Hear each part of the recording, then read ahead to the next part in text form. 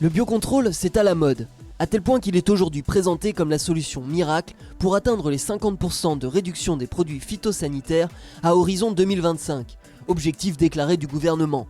Et pourtant, si la notion de biocontrôle reste en effet récente, son usage remonte en réalité à l'Antiquité.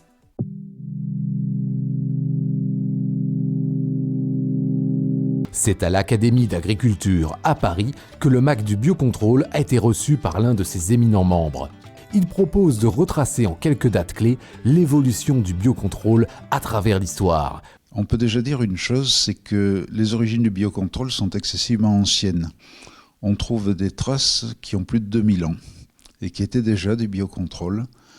La plus intéressante de ces traces est l'emploi de fourmis dans l'agriculture chinoise ancienne pour lutter contre les ravageurs des agrumes. Les Chinois transportaient des nids de fourmis d'une espèce particulière au sein des vergers et ils organisaient le passage des fourmis d'un arbre à l'autre avec des tiges de bambou de manière à ce que ces fourmis puissent prélever les larves de cochenilles qui attaquaient les agrumes.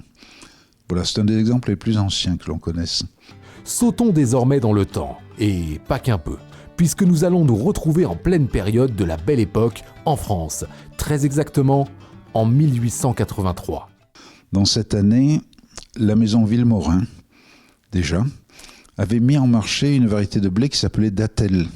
Et à l'inverse des variétés traditionnelles que l'on cultivait à cette époque-là en France, c'est une variété hybride qui, pour les agriculteurs, avait la qualité de résister à la rouille noire, qui était un parasite excessivement dommageable.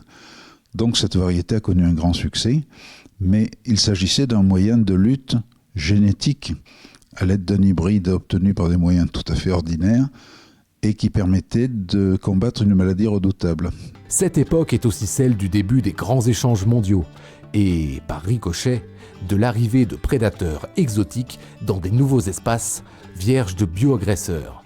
En 1888, c'est l'année où l'on a réussi à ramener d'Australie vers la Californie une petite coccinelle qui s'appelle toujours Rhodolia cardinalis et qui a permis de sauver les vergers de Californie des attaques d'une cochenille qui avait été importée d'Océanie quelques années auparavant. Donc c'était la première preuve que l'on avait que la lutte biologique au moyen d'auxiliaires était dans des conditions contrôlées, complètement gérables et qu'elle pouvait apporter de grands bénéfices. Bon, la suite a montré que c'est plus compliqué que cela. Pourquoi compliqué ? Vous allez comprendre à travers l'exemple d'une bactérie qui est encore aujourd'hui l'insecticide biologique le plus utilisé au monde. La troisième date est toute proche de nous, c'est l'année 1970. J'ai pris cette date à dessein pour montrer la complexité des mises au point en matière de biocontrôle.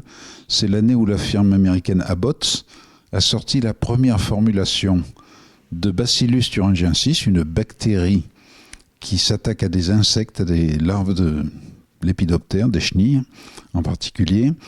Et cette formulation était la première formulation opérationnelle de cette bactérie qui avait été découverte, tenez-vous bien, 70 ans auparavant. 2 tiers de siècle donc, entre la découverte de la bactérie et la mise au point d'un produit opérationnel. Espérons pour nos cultures que la transition sera plus rapide sur les décennies à venir. À la semaine prochaine pour un nouvel épisode du MAG du biocontrôle.